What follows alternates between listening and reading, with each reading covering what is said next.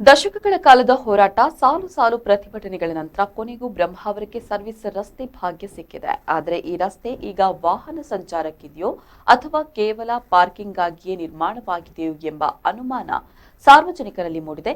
ಬ್ರಹ್ಮಾವರದ service ರಸ್ತೆಯ ಇಂದಿನ ದುಸ್ಥಿತಿಯ ಕುರಿತು ಒಂದು ವಿಶೇಷ ವರದಿ ಇಲ್ಲಿದೆ.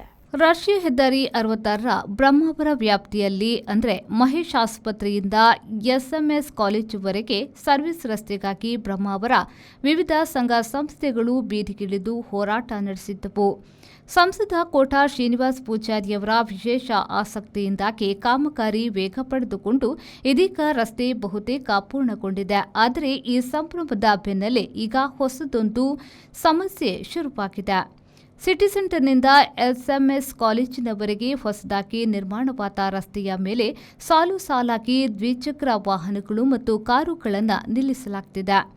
ಈ ರಸ್ತೆ ಸಾರ್ವಜನಿಕ ಸಂಚಾರಕ್ಕಿಂತ ಹೆಚ್ಚಾಗಿ ಇಲ್ಲಿನ ಬಹುಮಹಡಿ ಕಟ್ಟಡಗಳಿಗೆ ಬರುವ ಗ್ರಾಹಕರ ಪಾರ್ಕಿಂಗ್ ತಾಣವಾಗಿ ಮಾರ್ಪಟ್ಟಿದೆ. ರಸ್ತೆಗಾಗಿ ಹೋರಾಟ ನಡೆಸಿದ್ದು ಜನಸಾಮಾನ್ಯರಾದರೆ ಅದರ ಲಾಭ ಪಡೆಯುತ್ತಿರುವುದು ಮಾತ್ರ ದೊಡ್ಡ ಕಟ್ಟಡಗಳ ಮಾಲೀಕರು ಎನ್ನುವುದು ಸಾರ್ವಜನಿಕರ ಆಕ್ರೋಶಕ್ಕೆ ಕಾರಣವಾಗಿದೆ. ಮೊದಲೆಲ್ಲ ವ್ಯವಸ್ಥಿತವಾಗಿದ್ದ ಆಟೋ ಸ್ಟ್ಯಾಂಡ್ಗೆ ಈಗ ಜಾಗವೇ ಇಲ್ಲದಂತಾಗಿದೆ. ಅನಿವಾರ್ಯವಾಗಿ ಆಟೋ ಚಾಲಕರು ರಾಷ್ಟ್ರೀಯ ಹೆದ್ದಾರಿಯ ಮುಖ್ಯ ರಸ್ತೆಯಲ್ಲಿ ವಾಹನ ನಿಲ್ಲಿಸಿ ಜೀವ ಕೈಯಲ್ಲಿ ಹಿಡಿದು ಸೇವೆ ನೀಡುವಂತಾಗಿದೆ. ಸರ್ವಿಸ್ ರಸ್ತೆಗಾಗಿ ಹೋರಾಡಿದವರು ಮತ್ತು ಸಂಬಂಧಪಟ್ಟ ಅಧಿಕಾರಿಗಳು ಈ ಸಮಸ್ಯೆಯತ್ತ ಗಮನ ಹರಿಸಬೇಕಿದೆ. ರಸ್ತೆಯನ್ನ ವಾಹನ ಸಂಚಾರಕ್ಕೆ ಮುಕ್ತಗೊಳಿಸಿ ಅನಧಿಕೃತ ಪಾರ್ಕಿಂಗ್ಗೆ ಬ್ರೇಕ್ ಹಾಕದಿದ್ರೆ ಸರ್ವಿಸ್ ರಸ್ತೆ ಎನ್ನುವ ಹೆಸರಿಗಷ್ಟೇ ಸೀಮಿತವಾಗಲಿದೆ.